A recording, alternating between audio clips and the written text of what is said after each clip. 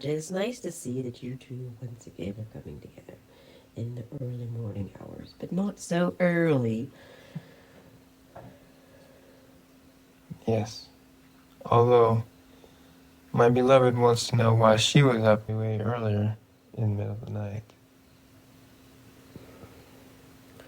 For within the stillness of the dark and the light of the moon, she was able to transmute some of the heavier things she had been carrying.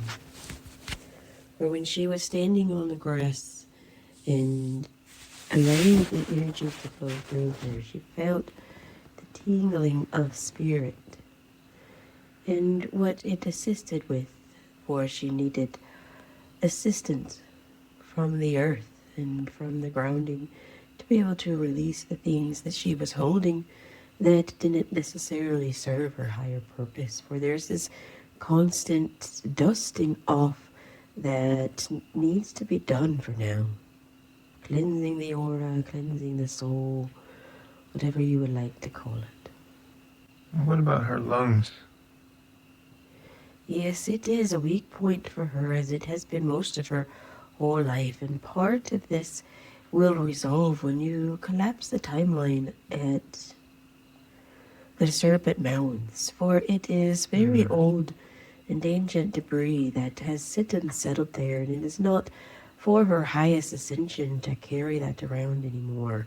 So we are working with her constantly, and that was part of the thing when she woke up, and we woke her up and wanted her to go outside, and had a lot of things calling her. The dog was calling her to go outside, and the owl was calling her to go outside, and the moon was shining through the window, and even the amulet she wore was glowing as if it had been outside in the light, even though it was in the drawer for 4 days. And so we're glad that she didn't go back to bed, but she went outside and heeded the call, and it was as if the earth and the energies are able to assist her there when she stood in the portal that she created to help release this debris and calm her heart and fill her more with the light, that when she woke this morning she was ready to go. Great. Yes, indeed.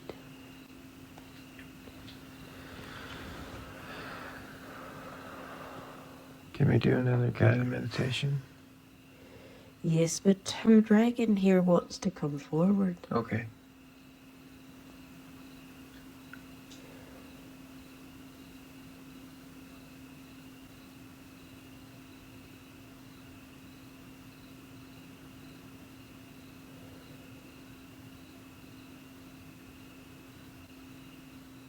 She cannot yet tune to the frequency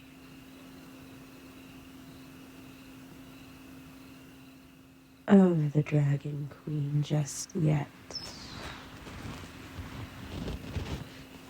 But we act as her intermediaries. And the energy that is now pouring into her from us and also into you assist with the connection of one of her true identities and the work that you are doing ahead. It is important that the both of you learn to recognize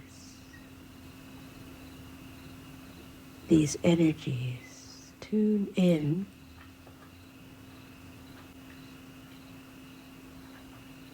Tune in.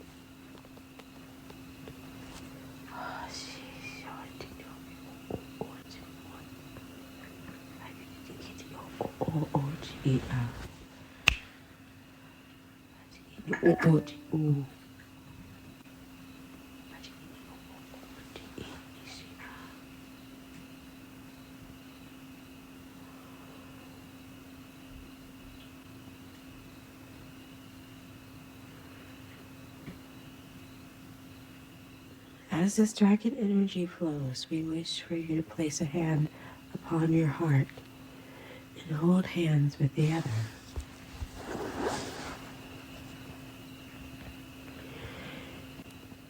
Feel through the top of the head the energy that flows, like the water that dripped from the roof of your house.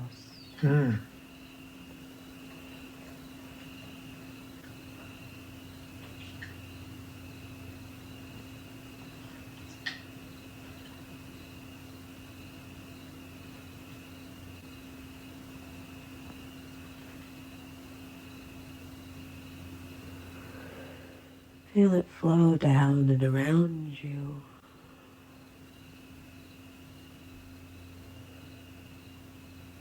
From the top of your head, with each drop a golden beam of light from the realm where all things are possible. And from this golden beam of light, dropping down into your consciousness, this is what you can play with the higher consciousness of your mind field, to transmute and change from pure essence of light into the manifestations of what you desire.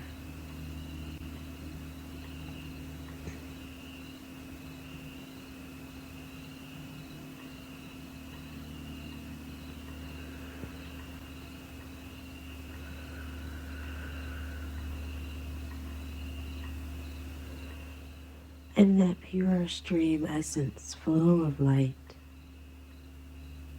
can get muddied with the thoughts and the debris within your conscious mind. And we teach you that you can play with this power of your creation to turn a pure stream of light and choose to color it, dim it, brush it out, or to amplify it, absorb all of its codes, and create with it.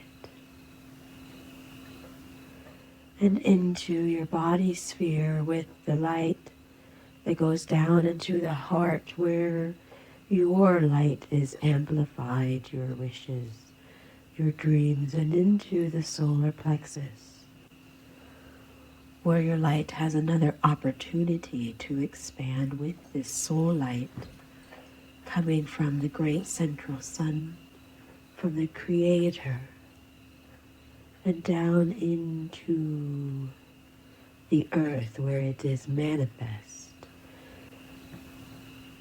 This is a simple version of how you create with this soul light.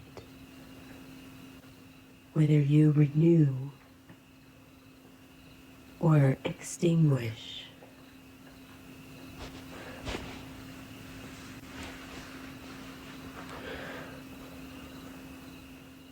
We want you to play with this today. Throughout the day, in the moments that you have choice to sit and worry, or contemplation or questioning, you could choose to take this stream of light that drips from above, always through the crown of your head, through the top, and choose to see what you do with it. Would you like this stream through your consciousness to go into your heart's field and feel joy and expand it with joy and trust and all of those beautiful emotions and feelings of the divine? Or do you wish for the drop of light to stop within your mind field, to get covered over with your worries and your fears and your doubts? You have that choice every day, and we would like you to practice this, for it is a very practical skill to use and to discern for the choices that you have to make every day in daily life and for those to come. Do you understand your task ahead? I believe so. Questions and Is this like the stream of well-being we heard from Graham Hicks long ago. Yes, it is the same, and you can think about that in many different ways. But as a stream that is always flowing, and we would like to say, oh yes, you're in a stream, and we can see that from that beautiful teaching that yeah, you're in the stream and you're being bumped and bombarded by these rocks. That is one way to look at it, and what we would like you to think about it, because it affects that your Stargate and your Merkaba around you. Not necessarily that there's this random stream in a field that you're somehow thrown into and hope that you'll swim or you'll drown or you'll hang onto a rock. You can look at it that way if you like, but we would like to change your paradigm just a little bit with the essence that you have this Merkaba, this golden Stargate, green or of all different colors that are around you, and they are like a light body is within your light body that this Merkaba surrounds each and every one of your physical bodies, which houses your soul. And you do are on the stream, but the stream pours in from the loving creator that allowed all of this to transpire, of which you are one with the creator. So it's not that you are dropped into a stream, you are the stream. And this stream that flows from the creator, which is you as a facet, it is how everything is interconnected. And we are all, in the sense of the stream itself. And in your consciousness, you can control the flow of the stream. But the stream always flows necessarily at a constant rate to everyone, everywhere. It's not that it flows faster for some and flows slower for others, but you have the ability within your light Merkaba that you are building with Swat Stanley and everything else that is there within you. You are building that Merkaba and it is transforming every minute of every day. And it is that radio frequency that can slow with these broken bars, in the sense, these broken codons, that slow the flow of the light that is to you, that radiates from within into within the solar plexus of your body. Or you can allow the building of your Merkaba to be full and not with broken codons, not with broken or unlit strands of this DNA, but when the original blueprint that you have within you is fully activated within the codons of your light body around you, that this stream can flow and its constant rate of abundance, its constant rate of well-being around you, in you, through you, activating within you that parts of the DNA that sits all around you and everything that you do in the sphere, that we are activating within you now and radiating through her now to feel the essence of that. For this one tingles all over and it feels like the skin of her body is on fire. That is the true essence of this energy, and that will subside when you sort of learn through habit and learn through fear to diminish the flow that is coming to you. So do you see, in essence, the difference between being thrown into a river and allowing the river to beat you up and flow you down and hang onto rocks, to being the river itself? Yes, I'm. You'll need to listen to all of this again. Yes. Slow it down. For we know that the energy was flowing at such a fast rate, but it was just a glimpse of the dial of the love and the abundance that flows through that. Go on.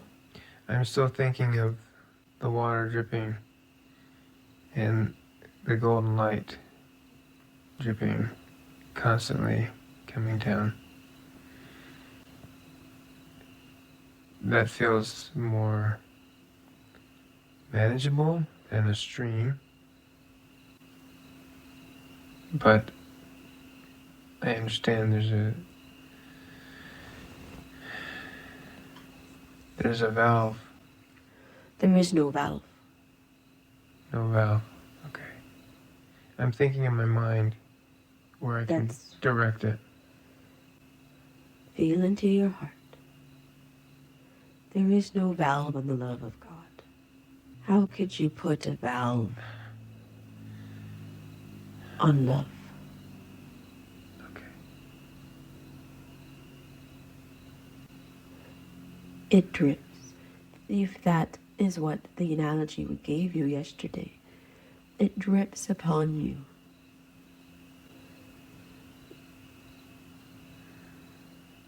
It flows like honey all around you all the time. to everyone at like a constant rate. Love is the passenger of the light vehicle. You have the speed of light, which is wrong in essence, but your scientists calculated the speed of light, and they forgot to calculate the speed of love. Love is a constant ratio found within your sacred geometries, within the magic geometries. You like to put constants on everything, on gravity, Right. on the speed, on the stop, on the go. It is also an essence of the love.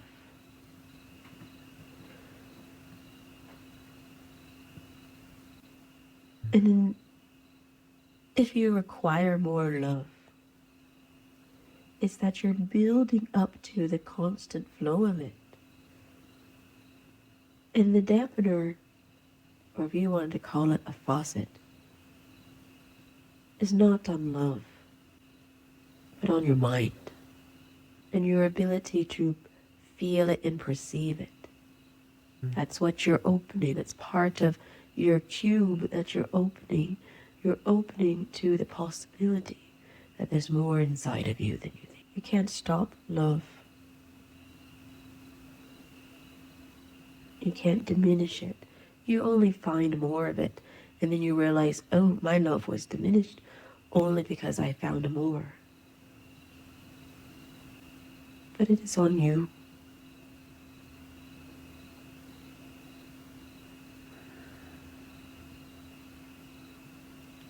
Thank you. You are swimming in it, the love. And when you are together, you find more of this love every day. Yes.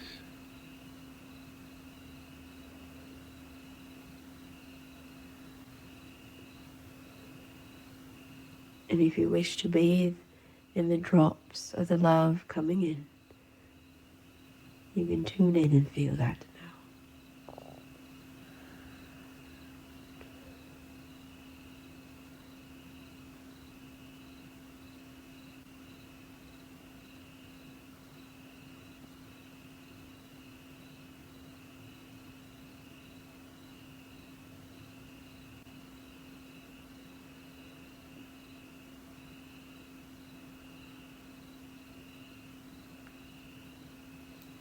So it's this love that I can use to build the structure of my Merkaba. Yes, this golden light drop by drop to fill in the gaps or the codons of your light body. You have a light body. If you didn't, you wouldn't be living. Right. But it can be larger. It can allow you to levitate, which is magic. When your light body is fully intact, that is how we levitate.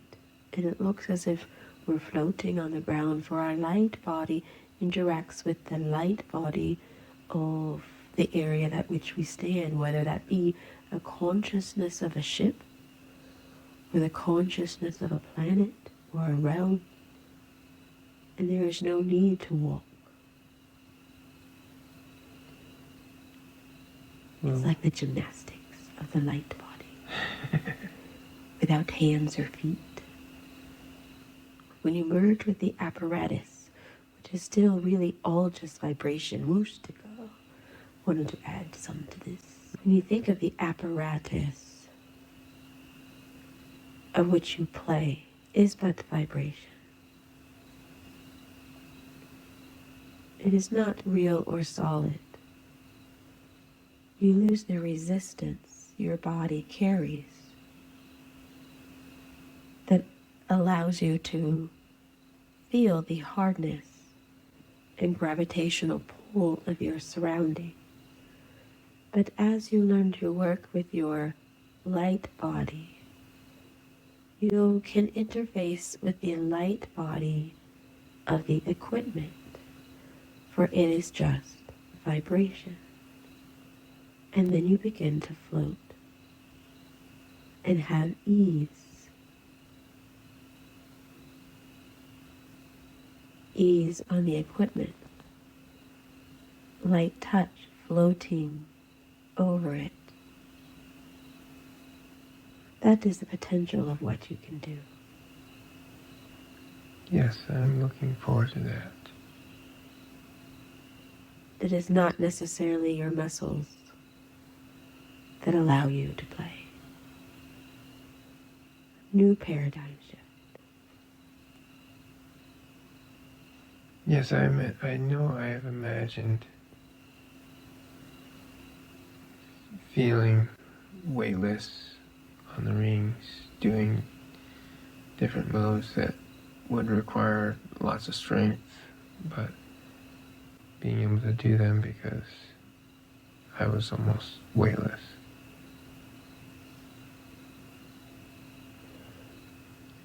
That is an appropriate analogy. We would like to add, it's not that you have less mass, it's that you are holding more light. And it is the light that interacts with the vibration of the equipment.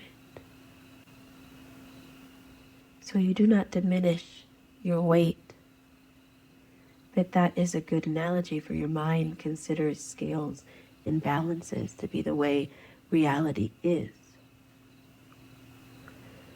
And we would like to turn the dial a little bit and say, it is your light body that interacts with the lighted frequency of the equipment, for the equipment was created by you humans, and it is your creation. And when you learn to love your creation, it will reveal to you the lightedness it has,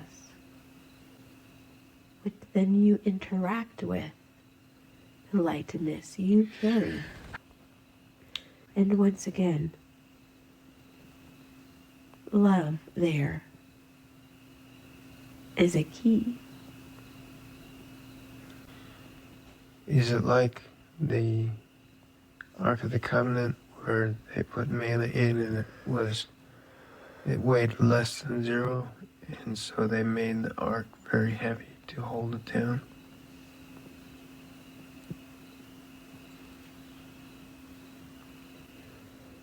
That is a way that you were able to manipulate the physics. So if you want to think of it that way, you can.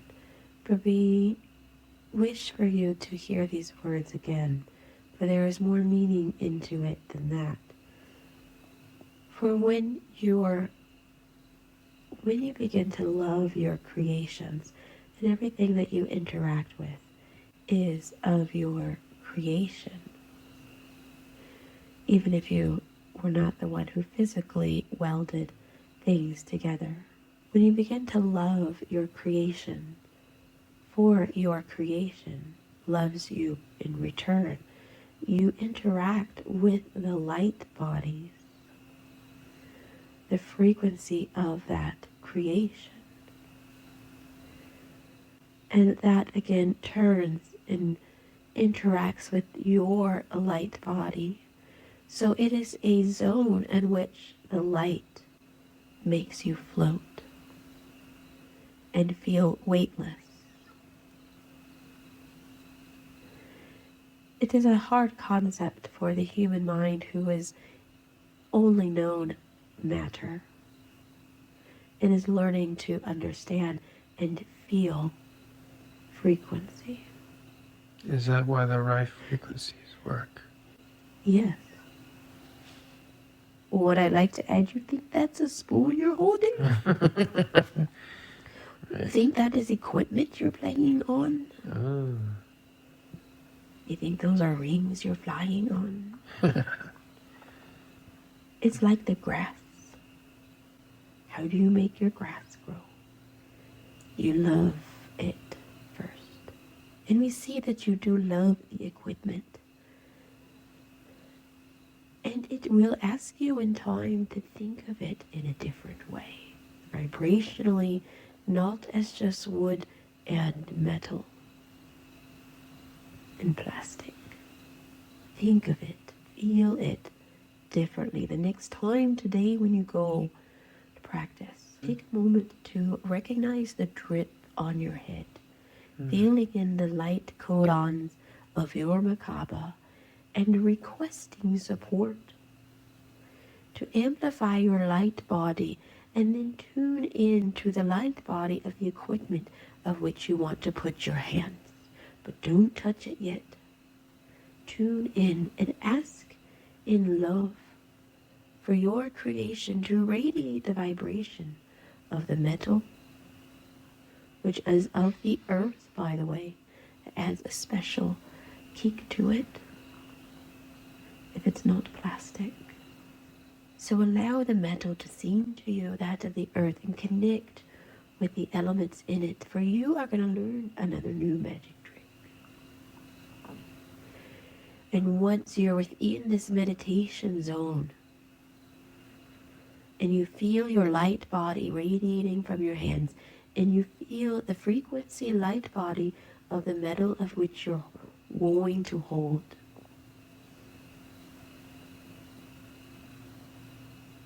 and when you connect through your light bodies, through the love and loving of the creation and the creation loving you back, you might feel like you can fly, or weightless, whatever you call that. I like that. Thank you.